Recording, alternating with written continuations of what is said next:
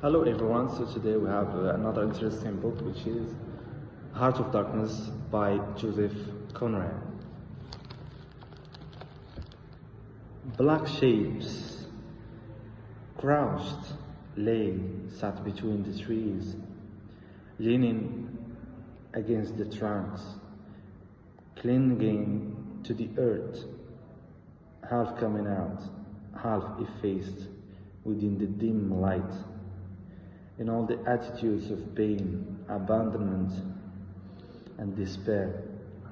Another mine on the cliff went off, followed by a slight shudder of the soil under my feet. The work was going on. The work. And this was the place where some of the helpers had withdrawn to die. They were dying slowly. It was very clear. They were not enemies. They were not criminals. They were nothing earthly now. Nothing but black shadows of disease and starvation, lying confusedly in the greenish gloom, brought from all the recesses of the coast in all legality of time contracts. Lost in uncongenial surroundings, fed on unfamiliar food, they sickened, became inefficient, and were then allowed to crawl away and rest. These moribund shapes were free as air, and nearly as thin. I began to distinguish the gleam of the eyes under the trees. Then, glancing down, I saw a face near my hand. The black bones reclined at full length with one shoulder against the tree, and slowly the eyelids rose and sunken eyes looked up at me. Enormous and vacant, a kind of blind white flicker in the depths of the orbs, which died out slowly. The man seemed young, almost a boy. But, with them it's hard to tell. I found nothing else to do but to offer him one of my good Swiss chips of biscuits I had in my pockets.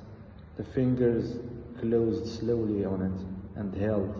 There was no other movement and no other glance. He had tied a bit of white worsted round his neck. Why? Where did he get it?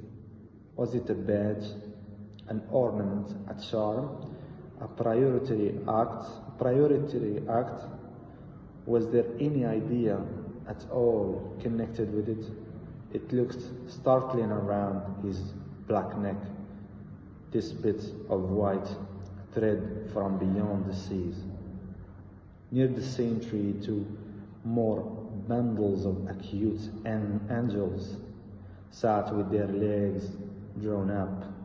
One with his chin propped on his knees stared at nothing in an intolerable and appalling manner.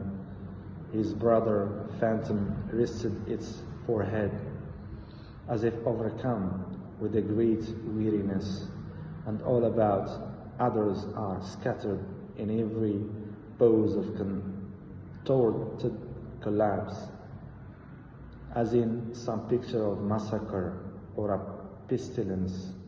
While I stood horror-struck, one of these creatures rose to his hands and knees and went off on all fours towards the river to drink.